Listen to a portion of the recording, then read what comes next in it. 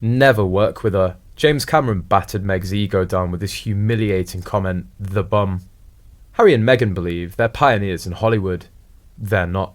James Cameron has found himself in a clear win-win situation this weekend as Avatar: The Way of Water attempts to see off a challenge from Magic Mike's Last Dance to reclaim its weekend box office title.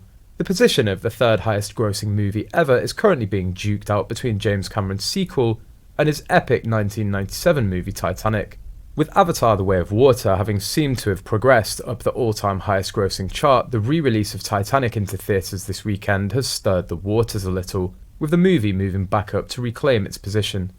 When asked about the bright candidates who will participate in the next projects of James Cameron, he intends to make a film about royal affection and prohibition, prejudice.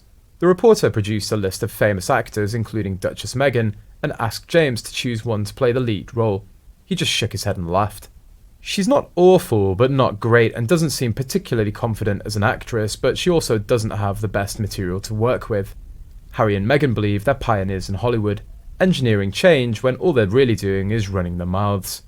Now, Tinseltown isn't as big as we think it is, but word gets around relatively quickly. Private conversations cannot be had with the Sussexes without a leak from the Montecito residence. Meghan thought she carried weight because she was on a Canadian television show and then married a prince, and having that association would feed a starving desire for fame.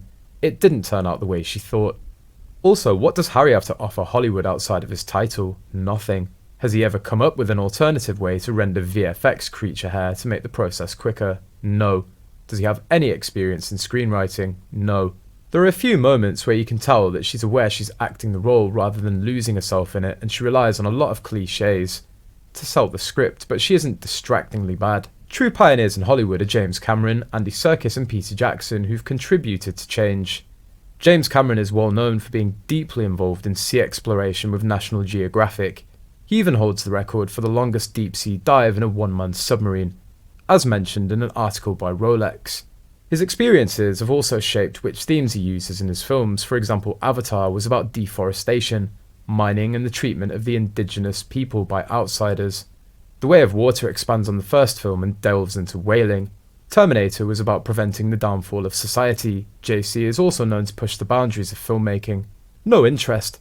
Prince Harry and Meghan Markle don't have the minds to become pioneers in Hollywood that can be respected. Before his wife came along, the Duke of Sussex had no interest in Hollywood. He never had a creative mind. Harry can claim that he didn't cheat past high school all he wants, but he'll do anything to salvage his reputation, and it's just not working. Meghan never wanted to pursue anything outside of being famous. Meghan never achieved that. Sure, she got to adapt someone her interests into Rachel Zane's personality, had her adult scenes reduced and had some say in her wardrobe, but almost every actor does. That doesn't mean she has talent, far from it. She never directed an episode or became a producer on the show. Patrick J. Adams and Gabriel Macht, who were the leads on Suits, directed episodes and served as producers.